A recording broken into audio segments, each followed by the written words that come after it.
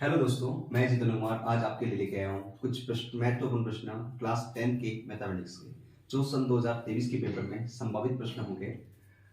सबसे पहले बात कर लेते हैं वास्तविक संख्या के ऊपर। टॉपिक नंबर फर्स्ट दे रखा है जिसका अंक भार दे रखा है 4। एक नंबर के 2 प्रश्न पूछे जाएंगे और 2 नंबर का 1 प्रश्न पूछा जाएगा। कुल मिला के अपने प्रश्न हो जाएंगे, प्रश्नों के उत्तर का अंकों का योग हो जाएगा 4, है ना। सबसे पहले बात करके 1 नंबर के प्रश्न में क्या क्या पूछा जा सकता है। आपको एक अपरिमेय संख्या एक परिमेय संख्या देके उनका बीच में प्लस माइनस लगा के पूछेंगे बताओ निम्न में से कौन सी संख्या है, तो आपको आंसर करना अपरिमेय संख्या है। इनका एक परिमेय संख्या एक अपरिमेय संख्या का गुणा करके भी आपको पूछा जा सकता है, उसका आंसर भी आपको अपरिमेय करना है। परिमेय संख्या के भाग में भी आपको अपरिमेय संख्या करनी है तो उसका आंसर भी अपरिमेय संख्या होगा। इसके एग्जाम्पल में अपन बात कर सकते हैं क्या क्या आ सकता है। जैसे कि आपको दे दिया, ये मैंने लिखे हैं कुछ एग्जाम्पल। 2 + k√3, देखो ये परिमेय है, ये परिमेय, दोनों के बीच में क्या आ रहा है प्लस आ रहा है तो ये अपरिमेय हो जाएगा।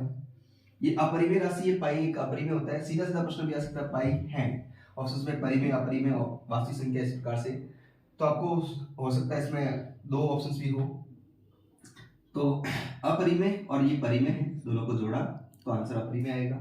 ये अपरिमेय ये परिमेय, अपरिमेय में से परिमेय घटाएंगे तो आंसर कितना आएगा अपने पास में अपरिमेय आएगा। ई भी मेरे पास अपरिमेय होता है, अपरिमेय में परिमेय जोड़ेंगे अपरिमेय हो जाएगा। यहाँ पे भी सेम केस है, यहाँ पे भी सेम केस है और यहाँ पे भी सेम केस है। तो इस प्रकार से आपसे एक प्रश्न पूछा जा सकता है अवश्य में, ठीक है।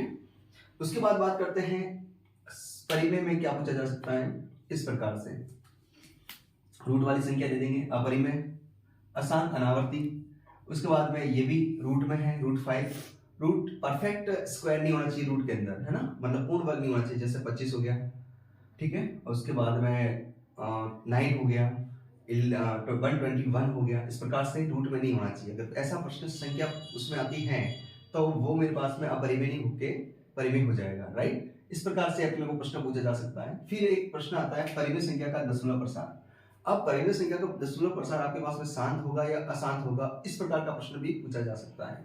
तो इसमें क्या पूछा जा सकता है कि शांत और अशांत में संख्या के नीचे अपने को देखना है फैक्टर करके। आपको भिन्नों की संख्या देखी बहुत बड़ी 3, 5, 8, 9 बटा 3, 2, 1, 6 इस प्रकार से।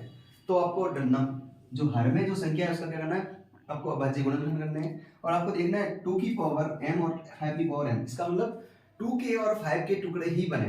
अगर उसके अलावा कोई फैक्टर आ जाता है, 7 का आ गया, 6 का आ गया, 3 का आ गया, 2 का आ गया और इसके अलावा कुछ और आ सकता है, जैसे कि 2 और 5 के अलावा, है ना, 2 और 5 के अलावा कोई भी आ जाए तो इसका मतलब वो तो हो जाएगा अशांत दशमलव। अगर मेरे पास 2 फैक्टर और 5 फैक्टर, 2 के टुकड़े और 5 के टुकड़े ही बन रहे हैं, उसके अलावा कोई नया फैक्टर बन नहीं रहा है, तो इसका मतलब वो संख्या हो जाएगी मेरे पास में शांत दशमलव हो जाएगी, राइट। ये तो हो गए 1 नंबर के प्रश्नों की बात। अब आपसे प्रश्न पूछा जाएगा 2 नंबर पे। 2 नंबर पे क्या पूछा जा सकता है, 2 नंबर में पूछा जा सकता है 2 संख्या देके उनका एलसीएम और एचसीएफ पूछा जा सकता है। अभाज्य गुणनखंड विधि का प्रयोग करके भी पूछा जा सकता है यूक्लिडियन विभाजन। अब यूक्लिडियन विभाजन से आपसे क्या पूछा जा सकता है, एचसीएफ ज्ञात करना, ठीक है। अब एक प्रश्न आपसे और पूछा जा सकता है कि संख्याओं को प्रूव करना। जैसे कि मैं बात करूं, जैसे कि मैं इसमें बात करूंगा 3 + के 2√5, इसको एक अपरिमेय संख्या सिद्ध करना, सिद्ध कीजिए। ये एक अपरिमेय है, इसको सिद्ध करना, ठीक है। इसके बाद में आपको दे देंगे √5 एक अपरिमेय है, इसको सिद्ध कीजिए। इस प्रकार के सिद्ध करने में 2 नंबर का प्रश्न पूछा जा सकता है। और सबसे ज्यादा पूछे जाने वाला प्रश्न इस पे आएगा, इस फॉर्मूले लिस्ट।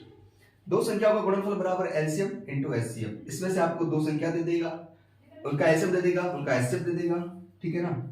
और 2 संख्या में से एक संख्या को पूछा जा सकता है। एक संख्या देके एक एलसीएम एचसीएफ दे देगा, फिर आपको दूसरी संख्या पूछेंगे। 2 संख्या को डायरेक्ट गुणा भी देके एलसीएम देके एचसीएफ पूछ सकता है, या फिर 2 संख्या को डायरेक्ट गुणा दे सकता है, एचसीएफ दे सकता है और फिर एलसीएम पूछ सकता है। इस प्रकार के आपके प्रश्न बनेंगे चैप्टर नंबर फर्स्ट में। और इसी प्रकार से मैं नेक्स्ट चैप्टर की वीडियो लेके आऊंगा, मेरे साथ बने रहिए। Thank you.